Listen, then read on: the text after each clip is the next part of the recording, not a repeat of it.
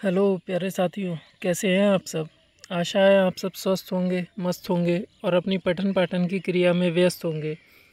साथियों, एक बार फिर स्वागत है आप सबका आपके अपने ऑनलाइन प्लेटफॉर्म पे, पूनम होम साइंस क्लासेस पे। दोस्तों, आप अच्छी तरह जानते हैं कि हम लोग यूपीएसआई या कांस्टेबल या होम गार्ड से रिलेटेड प्रीवियस ईयर क्वेश्चंस कर रहे हैं और इसी सीरीज़ में आज हम करने जा रहे हैं हिंदी का प्रैक्टिस सेट, जिसमें 40 क्वेश्चंस हैं और 40 के 40 क्वेश्चंस आपके प्रीवियस ईयर ही हैं। तो इसको पूरे फोकस, पूरे कंसंट्रेशन के साथ देखें। तो चलिए शुरू करते हैं अपनी आज की क्लास। पहला क्वेश्चन है आपका,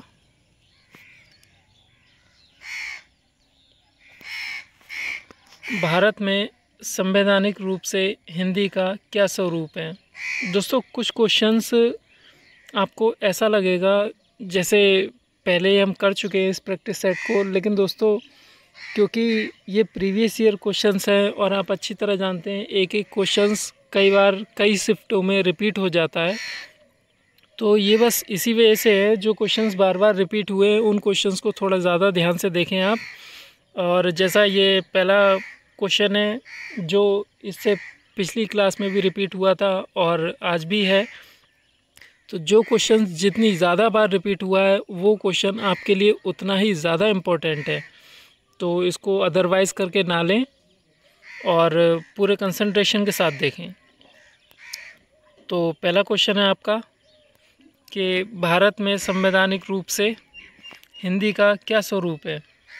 तो इसके ऑप्शंस है राष्ट्रभाषा, विश्व भाषा, राजभाषा या मातृभाषा। तो दोस्तों, आप अच्छी तरह से जानते हैं हमारे देश की राष्ट्रभाषा नहीं है हिंदी, और इसको हम अपने कामकाज के तौर पे यूज़ करते हैं। जो भी हमारे ऑफिशियल वर्क्स होते हैं उन्हीं में हम हिंदी का इस्तेमाल करते हैं, और इसी वजह से इस क्वेश्चन का जो राइट ऑप्शन होगा वो होगा ऑप्शन नंबर सी, राजभाषा।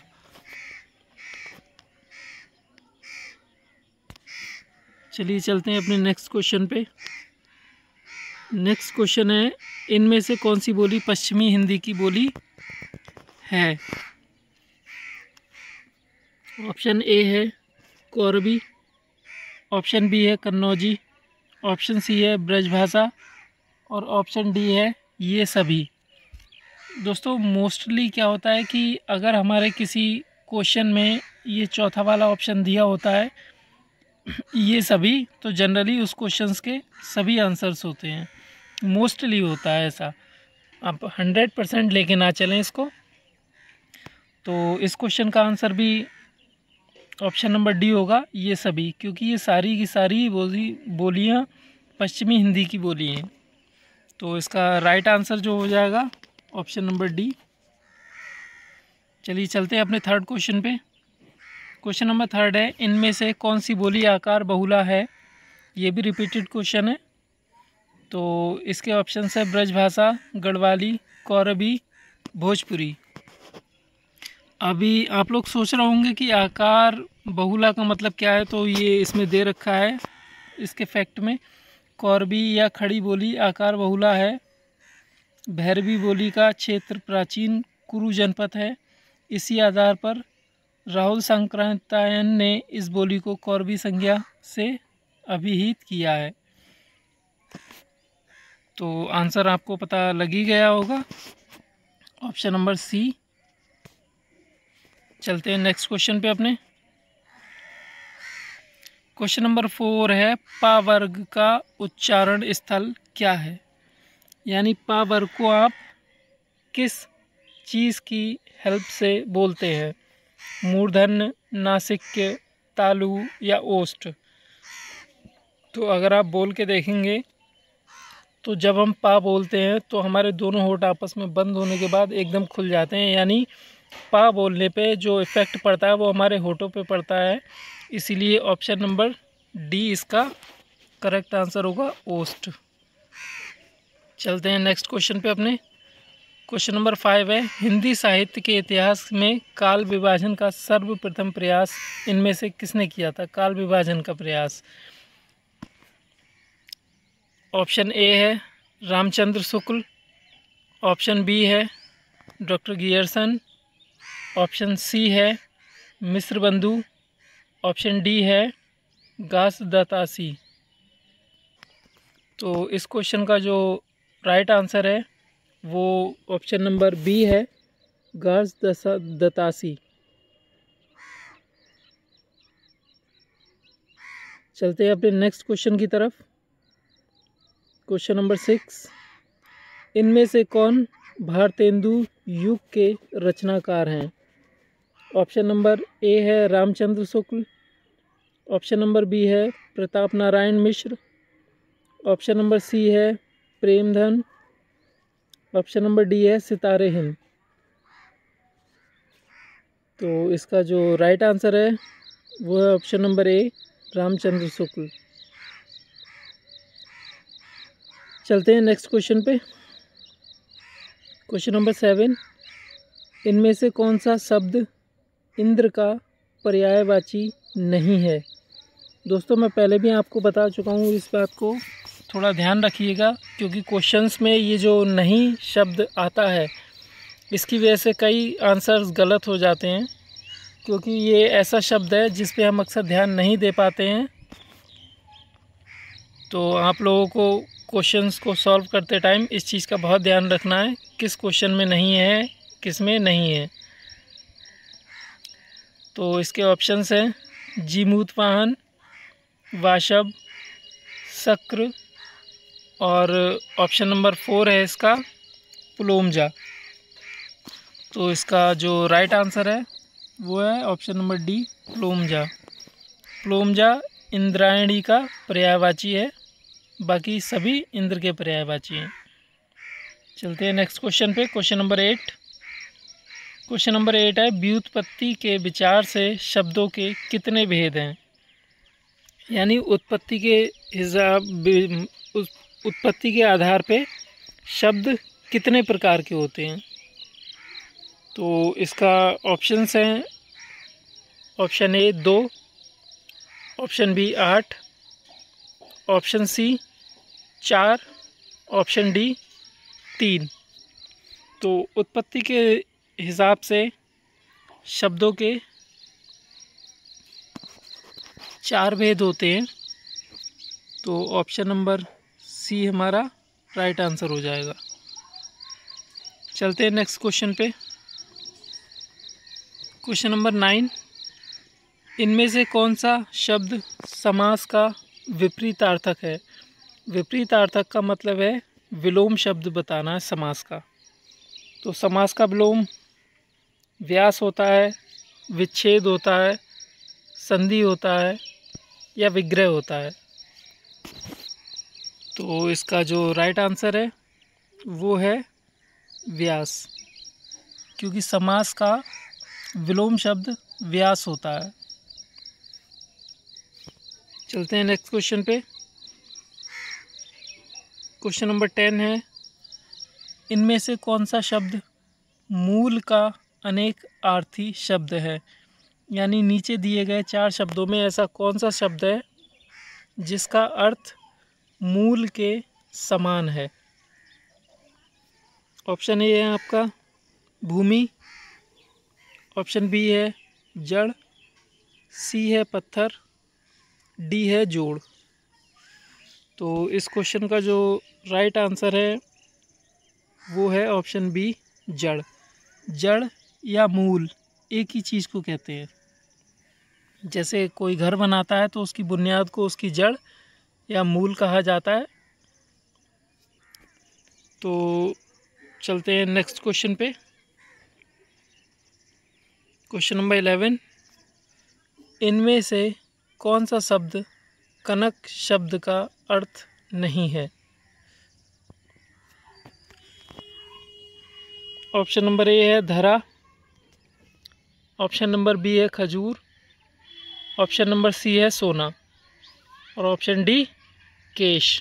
आप लोग अच्छी तरह जानते हैं केश बालों को कहते हैं, बाकी सोना भी होता है कनक का अर्थ, खजूर भी होता है, धरा भी होता है। तो इसमें क्वेश्चन में वो शब्द पूछा है हमसे जो कनक का समानार्थी नहीं है। तो इसका राइट आंसर हो जाएगा ऑप्शन डी, केस। चलते हैं अपने नेक्स्ट क्वेश्चन पे। Question number 12। क्वेश्चन नंबर 12 है, अप्रमेय किस वाक्यांश के लिए उपयुक्त शब्द है? जो प्रमाण से सिद्ध ना हो सके, जो अवश्य होने वाला हो, जो समय पर संभव ना हो, या जो तोला या नापा ना जा सके। तो दोस्तों वैसे तो अप्रमेय उसको कहते हैं जिसको हम प्रमाण देकर भी सिद्ध ना कर सकें, लेकिन आयोग वालों ने ऑप्शन नंबर डी भी इसका राइट आंसर माना है। तो फ़िलहाल हमें आयोग के हिसाब से ही चलना है। अगर आपको एक नंबर गंवाना नहीं है तो इसीलिए आयोग के हिसाब से ही इसके आंसर्स लगाएंगे। ए और डी दोनों सही मानेंगे। चलते हैं क्वेश्चन नंबर 13 पे। क्वेश्चन नंबर 13 है, ऐसा फूल जो पूरा खिला ना हो, यानी जो आधा खिला हुआ हो, इसके लिए उपयुक्त शब्द क्या है? पहला है मुकुल, ऑप्शन 2 है अधखिला, ऑप्शन तीसरा है कमल, चौथा है पुष्प। तो दोस्तों आप अच्छी तरह जानते हैं पुष्प फूल को कहते हैं, इसमें आधा खिला या पूरा खिले का कोई कॉन्सेप्ट नहीं है। सी है कमल, ये भी एक तरह का फूल है। अधखिला तो कभी भी नहीं कहेंगे। और इसका जो राइट आंसर होगा वो मुकुल होगा। चलते हैं नेक्स्ट क्वेश्चन पे। क्वेश्चन नंबर 14 है, इनमें से शुद्ध शब्द कौन सा है? यानी आपको शब्दों की वर्तनी देखनी है, इनमें से कौन सा शुद्ध है। तो आपको देखने से ही पता लग रहा होगा, ये ऑप्शन 4 जो है शिवार, ये तो बिल्कुल गलत है।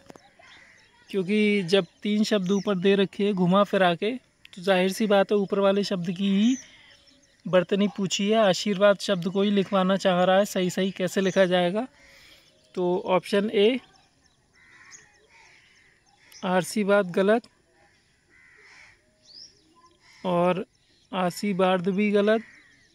तो सही वर्तनी आशीर्वाद होगी, क्योंकि ये जो रेफ रूफ है रा का, जो ऑप्शन सी में, अगर इसको सही से बोला जाए तो आशीर, यानी सा शा पे बड़ी की मात्रा, इसके बाद आता है आधा रा, और जिसके बाद में आता है आधा रा, यानी जहाँ पे भी आता है आधा रा, उससे अगले शब्द पे लगाया जाता है।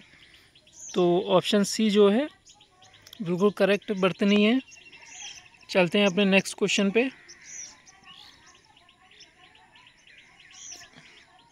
नेक्स्ट क्वेश्चन है क्वेश्चन नंबर 15, अरे गुलाबो झाड़ू ठीक से लगा में कौन सा कारक है? ऑप्शन ए है कर्म कारक, ऑप्शन बी है संप्रदान कारक, ऑप्शन सी है करण कारक, ऑप्शन डी है संबोधन कारक। तो आप अच्छी तरह से जानते हैं ये अरे गुलाबों के बाद जो साइन लगा हुआ है ये संबोधन कारक में आता है। तो इसका सीधा सीधा आंसर है ऑप्शन नंबर डी। चलते हैं नेक्स्ट क्वेश्चन पे। क्वेश्चन नंबर 16 है, इनमें से किस वाक्य में क्रियार्थक संज्ञा का प्रयोग है? ऑप्शन ए है टहलना स्वास्थ्य के लिए अच्छा है, ऑप्शन बी है मैं खाकर सोऊंगा, ऑप्शन सी है राधा बहुत तोतलाती है। एक बार ऑप्शंस फिर से दोहरा देता हूँ मैं। ऑप्शन ए है टहलना स्वास्थ्य के लिए अच्छा है, ऑप्शन बी है मैं खाकर सोऊंगा, ऑप्शन सी है राधा बहुत तोतलाती है, ऑप्शन डी है गुर्जरों ने लड़ाई लड़ी। तो जैसा कि उत्तर आपने देख ही लिया होगा, इसका जो करेक्ट आंसर है वो ऑप्शन ए है, टहलना स्वास्थ्य के लिए अच्छा है, जिसमें क्रियार्थक संज्ञा का प्रयोग किया गया है। बाकी आपका जो नीचे वाला ऑप्शन है, मैं खाकर सोऊंगा और राधा बहुत तोतलाती है और गुर्जरों ने लड़ाई लड़ी, ये तीनों ही ऑप्शंस गलत हैं आपके। चलते हैं नेक्स्ट क्वेश्चन पे। इनमें से निजवाचक सर्वनाम का प्रयोग किस वाक्य में हुआ है? दोस्तों, निजवाचक सर्वनाम आप लोग अच्छी तरह से जानते होंगे, वो सर्वनाम शब्द जो अपने खुद के लिए इस्तेमाल किए जाते हैं, जैसे स्वयं है, मैं खुद हूँ, इस तरह के शब्द जहाँ भी प्रयोग होते हैं वहाँ पे निजवाचक सर्वनाम होता है। तो इसके ऑप्शंस है, आज अपनापन कहाँ है, यह समस्या मैं आप ही हल कर लूँगा। ऑप्शन सी है, यह मेरी निजी पुस्तक है, और अपनों से क्या छिपाना। तो दोस्तों, इसका जो ऑप्शन नंबर ए है, आज अपनापन कहाँ है, इसमें भी निजवाचक सर्वनाम का प्रयोग नहीं है। ऑप्शन सी है, यह मेरी निजी पुस्तक है। दोस्तों, निजी कोई सर्वनाम शब्द नहीं होता है। ऑप्शन डी है, अपनों से क्या छिपाना, इसमें भी निजवाचक सर्वनाम नहीं है। और राइट ऑप्शन जो है वो आपका ऑप्शन नंबर बी है, यह समस्या में आप ही। ये जो इसमें आप ही लिखा हुआ है, ये हमारा निजवाचक सर्वनाम है। चलिए चलते हैं अपने नेक्स्ट क्वेश्चन पे। नेक्स्ट क्वेश्चन है क्वेश्चन नंबर 18। राम बहुत बहादुर है, इस वाक्य में कौन सा शब्द विशेष है? विशेष और विशेषण। विशेषण उन शब्द को कहते हैं जो किसी की विशेषता बताता है, और जिसकी विशेषता बताई जाती है उसको हम विशेष कहते हैं। तो यहाँ राम की विशेषता बताई जा रही है, राम बहुत बहादुर है, तो विशेष हमारा कौन हुआ? जिसकी विशेषता बताई जाए। तो यहाँ राम की विशेषता बताई जा रही है, इसलिए इस वाक्य में हमारा जो विशेष है वो राम है। और इस क्वेश्चन में भी यही पूछा जा रहा है, इस वाक्य में कौन सा शब्द विशेष है। तो हम आंखें बंद करके ऑप्शन नंबर बी टिक कर सकते हैं। चलते हैं अपने नेक्स्ट क्वेश्चन पे। क्वेश्चन नंबर 19 है, सफ़ेद कमीज में कौन सा विशेषण है? तो मैंने आपको पहले ही बताया कि विशेषण उस शब्द को कहते हैं जो किसी की विशेषता बताए। तो यहाँ पे कमीज़ जो है हमारा विशेषण है, सॉरी विशेष है, क्योंकि जिसकी विशेषता बताई जाती है वो विशेष होता है, और जो शब्द विशेषता बताता है उसको विशेषण कहते हैं। तो यहाँ पे सफ़ेद कमीज़ की विशेषता बता रहा है, कमीज़ का रंग बता रहा है कि वो कमीज़ सफ़ेद है, तो सफ़ेद हमारा विशेषण हुआ और कमीज़ हमारी विशेष हो गई। और इसमें विशेषण ही पूछा जा रहा है, लेकिन विशेषण का प्रकार पूछा जा रहा है, किस तरह का विशेषण है? गुणवाचक है, संख्यावाचक है, सर्वनामिक है, या परिमाणवाचक है? परिमाण जो मापतोल बताए, सार्वनामिक जब विशेषण शब्द के बाद तुरंत बाद कोई संज्ञा आ जाए वहाँ सार्वनामिक विशेषण होता है। और गुणवाचक गुण बताता है, संख्यावाचक संख्या बताता है। जैसे अगर कोई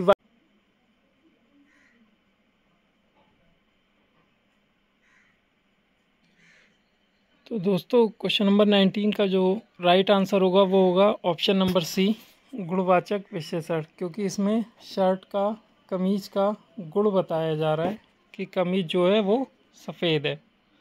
चलते हैं अपने नेक्स्ट क्वेश्चन पर। Question number 20। क्वेश्चन नंबर 20 है, क्रिया के संदर्भ में इनमें से कौन सा कथन सत्य है? ऑप्शन नंबर ए है, क्रिया के साथ क्रिया जोड़ने से जो संयुक्त क्रिया बनती है उसे नामबोधक क्रिया कहते हैं।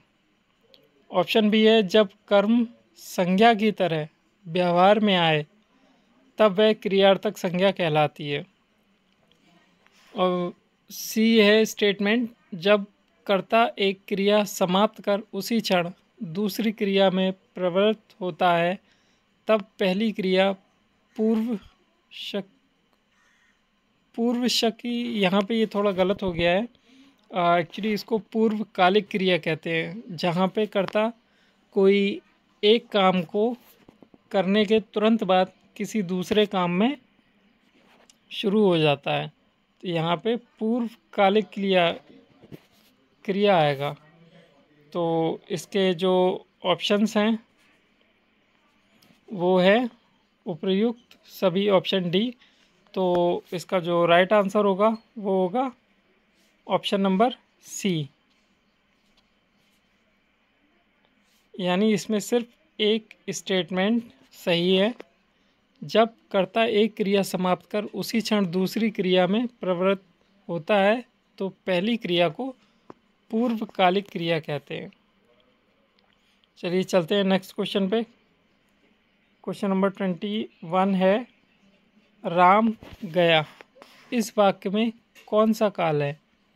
तो देखो, एक चीज़ तो इस वाक्य को पढ़कर ही साफ हो रहा है कि जो भी है काम ये भूतकाल में किया गया है। लेकिन भूतकाल के भी यहाँ पे आपसे रूप पूछे, सामान्य भूत है, आसन्न भूत है, पूर्ण भूतकाल है या अपूर्ण भूत है। तो इस वाक्य को पढ़ने से साफ पता चल रहा है कि इसमें काम कब हुआ था, इसके समय का ज्ञान नहीं है। हुआ तो पास्ट में ही था, मतलब भूतकाल में ही है काम, लेकिन किस समय हुआ है, अभी अभी हुआ है या बहुत समय पहले हुआ था, तो ये चीज़ क्लियर नहीं हो पा रही है। तो ऐसे वाक्यों में अक्सर सामान्य भूतकाल होता है जिसमें समय का सही सही पता ना चले। तो ऑप्शन ए जो है इसका राइट आंसर हो जाएगा। चलते हैं नेक्स्ट क्वेश्चन पे। Question number 22।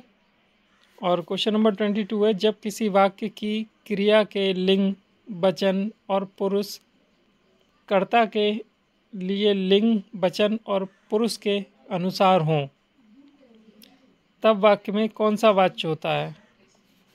ऑप्शन ए है कर्मवाच्य, ऑप्शन बी है कृतवाच्य, सी है भाववाच्य या डी है ये सभी।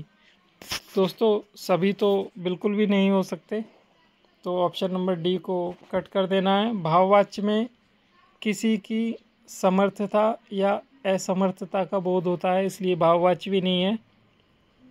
अब बचते हैं आपके दो ऑप्शंस, कृतवाच्य और कर्मवाच्य।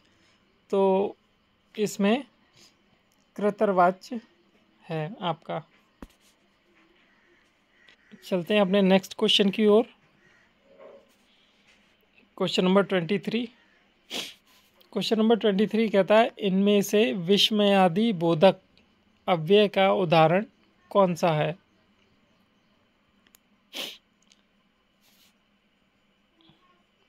तो ऑप्शन ए है वहाँ, ऑप्शन बी है धन धन, ऑप्शन सी है यहाँ वहाँ और ऑप्शन डी है जहाँ जहाँ। तो दोस्तों विस्मयादि बोधक अव्यय जो है वो धन्य धन्य है।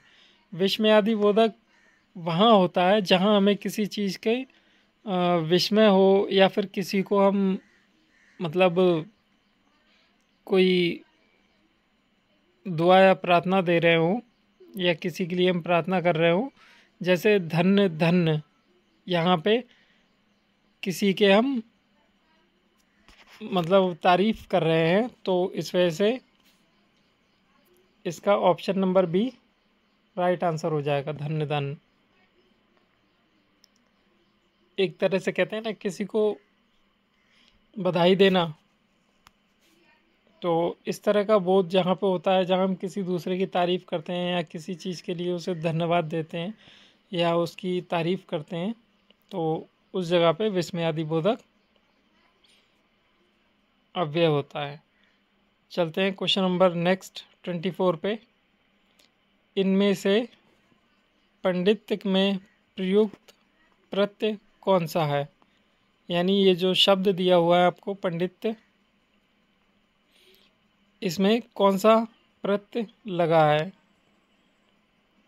ऑप्शन ए है या लगा है, ऑप्शन बी है तय लगा है, ऑप्शन सी है ये लगा है या ऑप्शन डी या लगा है।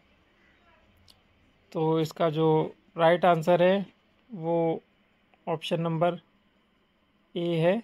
इसमें या प्रत्यय का प्रयोग हुआ है, क्योंकि पंडित्या, इसमें पंडित अलग हो जाएगा या अलग हो जाएगा। चलते हैं नेक्स्ट क्वेश्चन पे। नेक्स्ट क्वेश्चन है आपका क्वेश्चन नंबर 25। जिस समास में दोनों पद प्रधान होते हैं तथा जिसमें समुच्चय बोधक अव्यय का लोप कर दिया जाता है उसे क्या कहा जाता है?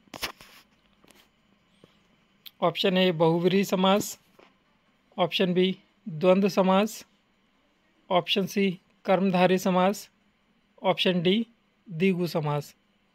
तो दोस्तों इस क्वेश्चन का आंसर निकालने के लिए आपको बस एक ही स्टेटमेंट काफ़ी है। जो क्वेश्चन में स्टेटमेंट दे रखी है, जिस समास में दोनों पद प्रधान होते हैं, तो जहाँ दोनों पद प्रधान होते हैं वहाँ बीच में हम डैश, छोटा सा डैश लगा के और उसके बीच की कुछ शब्दों को लोप कर देते हैं, छिपा देते हैं।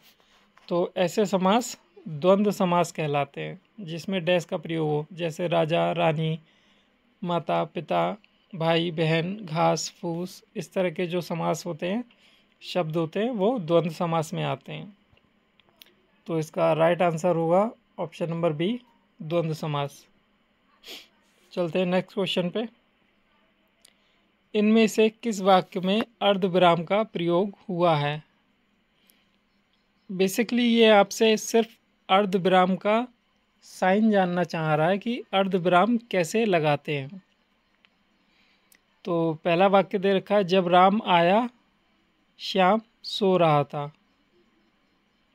दूसरा है शाबाश, इसके बाद जो साइन लगा हुआ है वो विस्मयादि बोधक का साइन है, तो ये तो अर्धविराम कभी हो ही नहीं सकता। नेक्स्ट जो सेंटेंस है आपका वो है, आलस्य मनुष्य का शत्रु है, इससे दूर रहो। दोस्तों अर्धविराम का प्रयोग हम वहाँ पे करते हैं जहाँ किसी वाक्य को बोलते समय हमें कुछ समय के लिए रुकना होता है। तो ऑप्शन डी है इसका, मैंने किताब पढ़ी। अब ये सेंटेंस आप पूरा एक ही बार में बोल रहे हैं, मतलब इसमें बीच में कहीं रुकना नहीं पड़ रहा है, तो ये वाला तो इसका आंसर कभी नहीं हो सकता। इससे ऊपर जो ऑप्शंस हैं इसमें अर्धविराम का प्रयोग, क्योंकि नीचे वाले में पूरे वाक्य में कहीं भी बीच में किसी भी साइन का यूज़ नहीं हुआ है, इसलिए भी ऑप्शन डी को हम डायरेक्ट काट सकते हैं। और आते हैं ऑप्शन ए पे, जब राम आया तो श्याम सो रहा था। इसके बीच में कॉमा लगा हुआ है, लेकिन कॉमे को अर्धविराम नहीं कहते हैं, इसको अल्पविराम कहते हैं। और अर्धविराम जो है हमारा वो ऑप्शन नंबर सी में जो कॉमा के ऊपर हल्की सी डॉट लगी हुई है, बिंदी लगी हुई है, इसी को हम अर्धविराम बोलते हैं। तो हमारा राइट ऑप्शन होगा ऑप्शन सी। चलते हैं क्वेश्चन नंबर 27 पे। उपविराम का प्रयोग इनमें से किस वाक्य में हुआ है? पहला वाक्य है, मिश्र तीन हैं, गणेश बिहारी, श्याम बिहारी, सुखदेव बिहारी। उपविराम का प्रयोग पूछ रहा है। तो दूसरा वाक्य है, मिश्र बंधु तीन हैं, गणेश बिहारी, श्याम बिहारी, सुखदेव बिहारी। और मिश्र बंधु तीन हैं, गणेश बिहारी, श्याम बिहारी, सुख बिहारी। और चौथा वाक्य, मिश्र बंधु तीन हैं, गणेश बिहारी, श्याम बिहारी, सुखदेव बिहारी।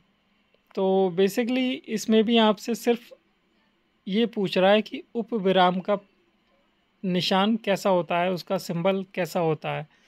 तो इसमें ऑप्शन नंबर जो बी है हमारा, इसमें मिश्र बिहारी तीन हैं, गणेश बिहारी, श्याम बिहारी और सुखदेव बिहारी, इसी में उपविराम का प्रयोग किया गया है। चलते हैं नेक्स्ट क्वेश्चन, क्वेश्चन नंबर 28 पे। गर्दन पर सवार होना मुहावरे का अर्थ क्या है? दोस्तों, जब मुहावरे की बात अगर की जाए तो मुहावरे में जो शब्द लिखे होते हैं, यदि ऑप्शंस में भी वही शब्द दिए हों सेम टू सेम, तो वो तो उसका अर्थ बिल्कुल भी नहीं होगा। जैसे इसमें पूछ रहा है गर्दन पर सवार होना, तो गर्दन पर सवार होना और ऑप्शन में भी दे रखा है गर्दन पर बैठ जाना, तो ये अर्थ तो इसका बिल्कुल भी नहीं होगा, क्योंकि मुहावरे में शब्द कुछ और होते हैं और अर्थ उसका कुछ और ही निकलता है। तो जहाँ सीधे सीधे शब्द दे रखे हैं उस ऑप्शन को तो आप सीधे काट दीजिए। तो पहला ऑप्शन तो बिल्कुल भी नहीं होगा। चलते हैं अब दूसरे ऑप्शन पे। दूसरा ऑप्शन है पीछा ना छोड़ना, और तीसरा ऑप्शन है जान से मार डालना। तो गर्दन पे सवार होने का मतलब जान से मार डालना नहीं होता। और डी है गर्दन दबाना, तो ये भी आंसर नहीं होगा। बस एक ही आंसर है, ऑप्शन नंबर बी, पीछा ना छोड़ना, जो इसका सही सही अर्थ है। चलते हैं नेक्स्ट क्वेश्चन पे, क्वेश्चन नंबर 29। वियोग के अंतर्गत कितनी कामदशाएं मानी गई हैं? तो इसका आंसर आपको याद ही करना पड़ेगा, क्योंकि ये नया क्वेश्चन है। तो ऑप्शन इसका सी है, वियोग के समय 10 प्रकार की कामदशाएं मानी गई हैं। चलते हैं नेक्स्ट क्वेश्चन पे, क्वेश्चन नंबर 30। यह देख गगन मुझ में लय है, यह देख पवन मुझ में लय है, मुझ में विलीन झंकार सकल, मुझ में लय है संसार सकल, अमृत फूलता है मुझ में, संसार झूलता है मुझ में, उपर्युक्त पंक्तियों में कौन सा रस है? तो दोस्तों, ऑप्शन ए है रौद्र रस। रौद्र रस वहाँ होता है जहाँ किसी के द्वारा गुस्सा प्रकट किया जाए। तो रौद्र रस तो इसमें बिल्कुल भी नहीं है, तो इसको तो आप सिंपली काट दीजिए। ऑप्शन बी है अद्भुत रस, यानी जहाँ पे कुछ अद्भुत हो। ऑप्शन सी है शांत रस, जहाँ पे मौन न हो।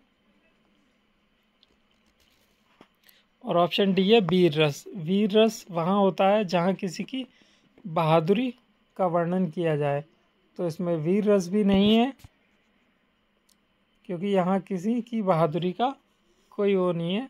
और शांत रस भी नहीं है। आपका राइट आंसर है वो है ऑप्शन नंबर बी, अद्भुत रस, यानी अद्भुत चीज़ों का वर्णन किया जा रहा है इसमें, जो हमारी सिर्फ कल्पना होती है। चलते हैं नेक्स्ट क्वेश्चन पे, क्वेश्चन नंबर 31 है, छंदों से है क्वेश्चन ये आपका। रोला छंद में कितनी मात्राएं होती हैं? तो दोस्तों, ये तो आपको सिंपली याद करना पड़ेगा, क्योंकि रोला में 24 मात्राएं होती हैं। चलते हैं नेक्स्ट क्वेश्चन पे, क्वेश्चन नंबर 32।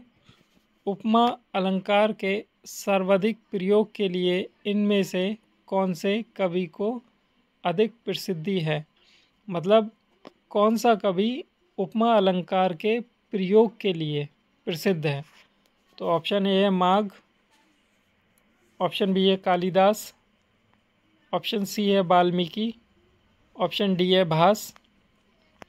तो दोस्तों, इसमें जो आपके कवि ऑप्शन बी में दे रखे हैं कालिदास, ये उपमा अलंकार के लिए प्रसिद्ध हैं। चलिए चलते हैं नेक्स्ट क्वेश्चन पे। नेक्स्ट क्वेश्चन आपके पैराग्राफ से है, जहां आपको पैराग्राफ पढ़ के आंसर्स देने हैं। और मेरा यही एडवाइस रहेगा कि जब भी आप पैराग्राफ से क्वेश्चंस को सॉल्व करें, तो सबसे पहला काम आपको यही करना है कि टाइम बचाने के लिए आपको क्वेश्चंस पहले पढ़ लेने हैं और उसके बाद पैराग्राफ पढ़ना है, ताकि क्वेश्चंस आपके दिमाग में होंगे तो आंसर्स ढूंढने में ज़्यादा टाइम नहीं लगेगा। तो इसका पहला क्वेश्चन है, किस प्रवृत्ति ने भ्रष्टाचार को और अधिक बढ़ावा दिया है? और इसका जो अगला क्वेश्चन है वो है हमारे देश में किस वर्ग के लोग मेहनत की कमाई से जीविका चलाने में असमर्थ हैं। और अब चलते हैं पैराग्राफ की तरफ। तो आपका जो पैराग्राफ है वो हमारे देश भारतवर्ष में शोषक और शोषित वर्ग का संघर्ष आज भी जारी है। इन दोनों वर्गों के संघर्ष में भ्रष्टाचार का जन्म लेना स्वाभाविक है। देश की पूंजीवादी व्यवस्था में साधारण जनता बुरी तरह से पिसती जा रही है। विकास के समस्त साधन पूंजीपतियों के हाथों में कैद हैं। साधन विपन्नता एवं आर्थिक संकट ने मध्यम वर्ग एवं निम्न वर्ग को पराजित कर दिया है। देश का कर्मठ, ईमानदार, बुद्धिजीवी एवं सर्वहारा वर्ग मेहनत की कमाई करके भी दो वक्त की रोटी नहीं जुटा सकते हैं। ये जून नहीं, यहाँ समय होना चाहिए। दो वक्त की रोटी जुटा सकने में असमर्थ हैं। देश का सारा सरकारी तंत्र सर्वार्थ लिप्सों के हाथों में फंस चुका है। नौकरशाही निरंकुश होकर भ्रष्टाचार में लिप्त हो गई है। तो आपको एक क्वेश्चन का आंसर तो इसमें यही मिल जाएगा कि निम्न वर्ग को पराजित कर दिया है। देश का कर्मठ, ईमानदार, बुद्धिजीवी एवं सर्वहारा वर्ग मेहनत करके भी दो वक्त की रोटी नहीं जुटा सकता। तो एक क्वेश्चन का आंसर तो आपको यही मिल गया। बाकी आगे पढ़ लेते हैं। नौकरशाही निरंकुश होकर भ्रष्टाचार में लिप्त हो गई है। शासन व्यवस्था से जुड़ा हर आदमी स्वार्थ केंद्रित हो गया है। हर आदमी अपने कार्य सिद्ध के लिए उन कथित भ्रष्टाचारियों का साथ देने के लिए विवश है। ईमानदारी एवं नैतिकता के बलबूते कोई भी काम करवा पाना असंभव ही है। जो व्यक्ति जितना झूठ बोलकर, जी हुजूरी करके, अनैतिक तरीकों का इस्तेमाल कर अपना काम करवा सकने में समर्थ रखता है, वह आज के युग में उतना सफल व्यक्ति माना जाता है। रिश्वतखोरी की बढ़ती प्रवृत्ति ने भ्रष्टाचार को और अधिक बढ़ा दिया है। ये दूसरे क्वेश्चन का आंसर हो गया आपका। और अनैतिक तौर तरीके से किया गया प्रत्येक कार्य भ्रष्टाचार कहलाता है। तो ये जो क्वेश्चन पूछा है इसने, किस प्रवृत्ति ने भ्रष्टाचार को और अधिक बढ़ावा दिया है, तो यहाँ पे आंसर सीधे सीधे रिश्वतखोरी हो जाएगा। जैसा कि आपने पैराग्राफ में पढ़ा, दोनों क्वेश्चंस दिमाग में थे तो आंसर फटाफट से मिल गए।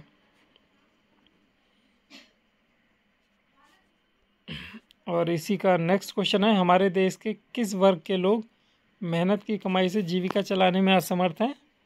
तो यहाँ पे ऑप्शन नंबर सी जो है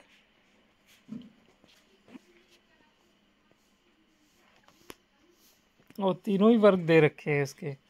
तो मध्यम वर्ग भी है, निम्न वर्ग भी है और सर्वहारा वर्ग भी है। तो इसका जो करेक्ट ऑप्शन हो जाएगा वो ऑप्शन नंबर डी हो जाएगा। चलते हैं अपने नेक्स्ट क्वेश्चन पे। ये भी आपका पैराग्राफ सही है। नौकरशाही निरंकुश होकर किस में लिप्त हो गई है। तो नौकरशाही जो है भ्रष्टाचार में लिप्त हो गई है। क्वेश्चंस को पढ़ने के बाद पैराग्राफ पढ़ेंगे तो जल्दी ही आंसर मिल जाएंगे, समय बर्बाद नहीं होगा। ये बेस्ट तरीका है एग्ज़ाम में सॉल्व करने का। तो चलते हैं नेक्स्ट क्वेश्चन पे। क्वेश्चन नंबर 36, विद्यापति द्वारा रचित कितने ग्रंथ अबहट्ट में हैं। ये क्वेश्चन हमारा साहित्य से है और इसका जो राइट आंसर है वो ऑप्शन नंबर बी है, यानी विद्यापति द्वारा रचित 2 ग्रंथ हैं जो अबहट्ट में हैं। अबहट्ट यहाँ पे भाषा के लिए आया है। चलते हैं क्वेश्चन नंबर 37 पे। मलबे का मालिक कहानी के रचनाकार इनमें से कौन है। ऑप्शन ए है मोहन राकेश, ऑप्शन बी है दूधनाथ सिंह, ऑप्शन सी है ज्ञान रंजन और ऑप्शन डी है राजेंद्र यादव।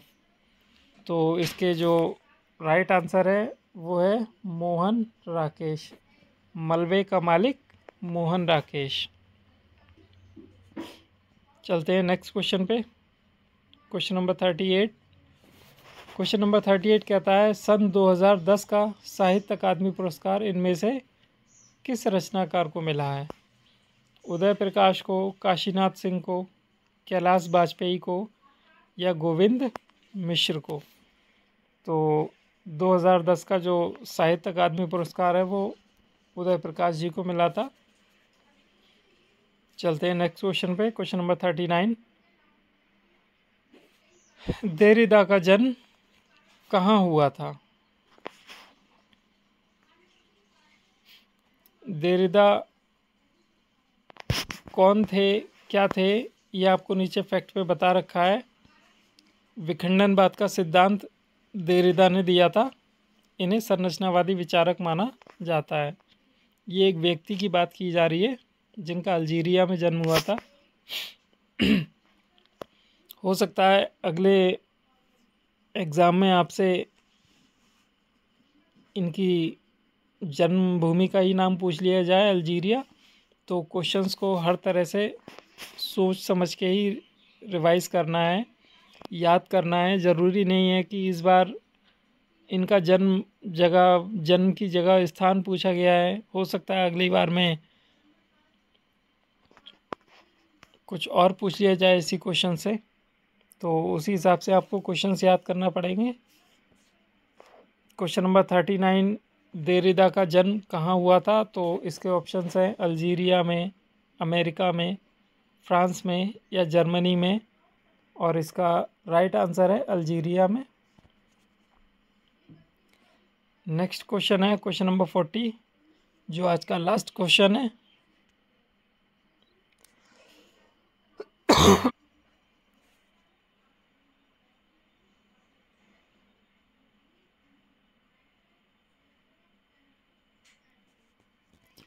दोस्तों आज का हमारा लास्ट क्वेश्चन है क्वेश्चन नंबर 40।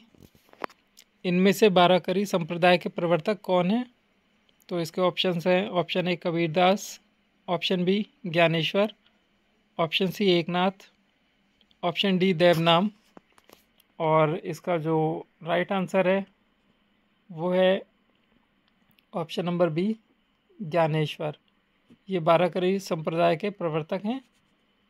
और ये थे हमारे आज के 40 क्वेश्चंस जो प्रीवियस ईयर से रिलेटेड हैं। और आशा है आपको वीडियो पसंद आई होगी। अगर वीडियो पसंद आई है तो वीडियो को लाइक करें, शेयर करें और आगे आने वाले सभी प्रीवियस ईयर क्वेश्चंस के सेट्स के लिए जुड़े रहें चैनल से। और अगर आपने सब्सक्राइब ना किया हो तो प्लीज़ चैनल को सब्सक्राइब भी करें। और मिलते हैं अपनी नेक्स्ट वीडियो में। आज के लिए बस यही क्वेश्चंस थे आपके। तो चलिए चलते हैं, फिर मिलते हैं अपनी नेक्स्ट वीडियो में। Okay, thank you.